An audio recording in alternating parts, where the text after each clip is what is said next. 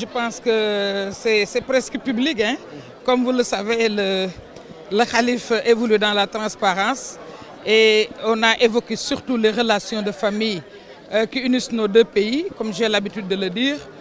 Il a d'abord évoqué ses relations avec les grandes familles religieuses, particulièrement Touba, surtout en présence de l'envoyé du khalife général des Mourides.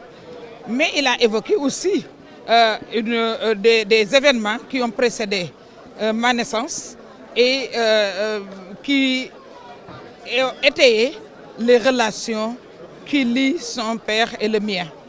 Je pense qu'il l'a dit, j'ai failli m'appeler Mansour, bien que je sois une femme. Et il l'a évoqué encore une fois pour dire tout simplement qu'il ne parle même pas de ma personne, mais qu'il s'adressait à ceux qui m'accompagnaient, c'est-à-dire les militants, les responsables de And Saxal Liguey, qui ont bien voulu m'accompagner, qui se sont fidélisés autour de moi et qui continuent de m'accompagner. Je pense que nous sommes dans cette dynamique. Nous sommes dans cette dynamique et il le sait, parce qu'il avait l'habitude de me dire qu'il est inutile de polémiquer. Je lui ai rappelé tout à l'heure ses directives et ses instructions.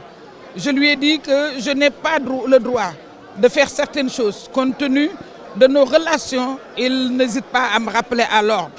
Et c'est ça l'essentiel. Je pense que dans la vie, il faut être aiguillonné, il faut être orienté, il faut être encadré. Il a l'habitude de lancer cet appel. Tout à l'heure, il nous l'a rappelé, Aminata Tall et moi, en disant que je vous invite à passer la nuit parce que ça me ferait plaisir. Ça veut dire que les cœurs sont à l'unisson et c'est ce que je demande pour toute la classe politique. Je pense que nous sommes dans cette dynamique et cette dynamique va se consolider parce qu'à chaque fois qu'il y a concertation, à chaque fois qu'il y a échange, à chaque fois qu'on mène une démarche inclusive, je pense qu'on peut toujours trouver un consensus. Et je dis qu'on vient de reporter les élections. Jamais le Sénégal n'a connu un consensus aussi fort.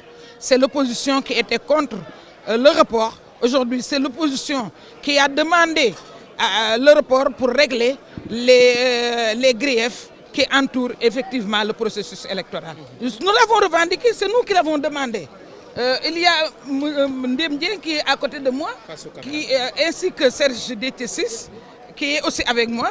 Nos deux plénipotentiaires sont des responsables du parti. Et c'est le parti qui les a envoyés autour de la table du dialogue national.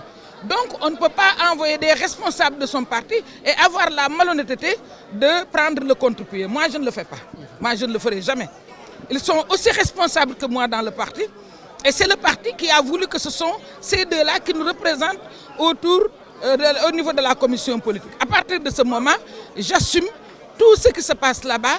Je l'assume parce que ce sont eux qui se sont engagés, les plénipotentiaires. Il est là, à côté de moi.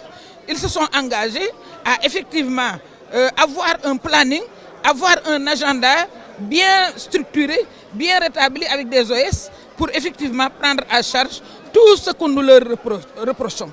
Or, parmi les reproches, il y a le problème du fichier, parmi les reproches, il y a le problème du parrainage, il y a le problème des inscriptions fictives. Or, tout cela doit revenir à l'Assemblée nationale pour effectivement être débattu et retourner à la commission pour l'opérationnalisation. Donc, pour tout cela, on ne pouvait matériellement pas tenir les élections le 1er décembre 2019.